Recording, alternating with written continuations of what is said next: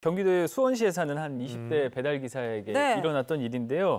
오토바이에 물건을 싣고 있는데 한 할아버지가 다가와서 오토바이 엑셀을 당기는 바람에 오토바이가 그대로 가버리면서 사고가 발생했다는 겁니다. 당시 사고 장면이 찍힌 CCTV가 공개됐는데요. 이거 보시고 한번 판단해 보시죠. 네.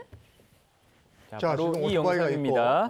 배달 기사가 오토바이에 음식을 싣고 있는데요. 갑자기 남성이 오토바이가 그냥 가 혼자. 갑자기 오토바이를 잡다가 무언가를 눌렀는지 앞으로 가버려요. 운전자가 서둘러 쫓아가 보지만 결국 차량과 충돌하고 말았습니다. 그러게 오토바이 왜 만지신 거예요, 갑자기? 배달기사 너무 놀랐어, 진짜. 앞에 사람이 있었으면 어쩔 뻔했어요. 그러니까요. 갑자기 오토바이가 혼자 달린 건데. 앞에 부딪혔어요. 네. 근데 할아버지가 그럼 정말 그 엑셀 뭐 그런 버튼을 누르신 거예요? 이 할아버지가 만졌던 게 오토바이 스로틀이라고 해요. 이게 자동차로 치면 엑셀에 해당되는 거거든요. 갑자기 엑셀을 당겼으니까 오토바이가 그대로 갈 수밖에 없었죠. 다행히 이 추돌 사고가 일어난 차량의 차주가 별도의 수리비를 요구하진 않았다고 해요. 오토바이 옆쪽이 망가져서 수리비만 200만 원 가량이 들었다고 하는데요.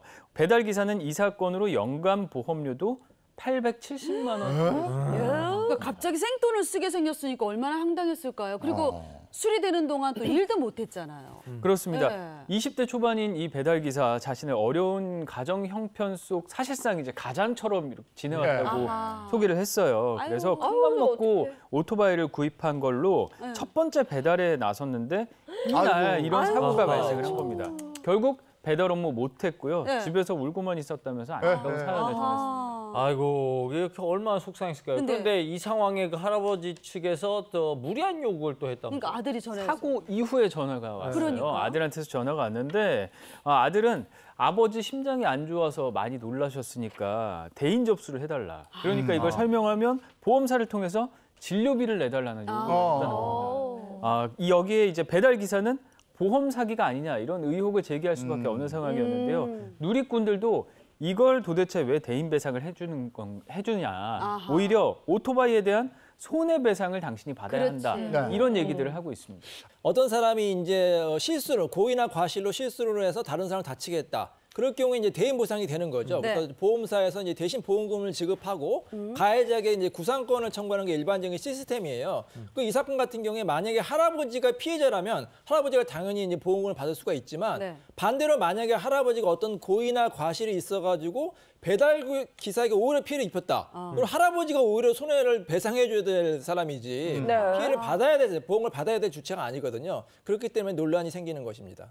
여기까지만 딱 들어봤을 때는 이 운전자가 좀 억울할 수 있겠어요. 근데 이 사건에 예상치 못한 반전이 있었다고. 반전이? 식스센스. 반전. 귀신. 할아버지 귀신이에요? 할아버지의 해명 때문에 이게 좀 상황이 달라졌습니다. 할아버지 측은 당시 운전자를 도우려고 오토바이 운전자를 도우려고 선의로 오토바이를 만졌는데 그게 그야말로 그냥 앞으로 흡수문책으로 나가버렸다고 이렇게 해명을 했습니다. 앞서 본 CCTV에서 잘렸던 영상이 있거든요. 요거를 함께 보면은 상황이 이해될 거다 이렇게 얘기를 했는데요. 영상도 준비했습니다. 자, 바로 이 영상입니다. CCTV에서 잘린 앞부분이에요. 뭔가를 싣고 있죠. 그러니까 할아버지가 가까이 가서 오토바이가 좀 흔들리니까 도와주려고 해요. 잡아주시려고 하다가. 잡아주려고 하는데 그때 갑자기 출발을 해버리는 겁니다. 그러니까 할아버지 측 얘기를 좀 들어보니까 이번 사고가 난 뒤에 배달 기사에게 먼저 돈을 주려고 했다 이렇게 주장을 했습니다. 하지만 당시 이제 배달 기사가 오토바이에 손상이 없다고 말했다가 결국 이제 손상이 있는 부분을 보고 나서 수리비 얘기를 꺼낸 거죠. 그러면서 사고가 발생했을 때 할아버지 부부에게 또 반말로 화를 냈다고 해요. 오토바이가 파손이 됐으니까.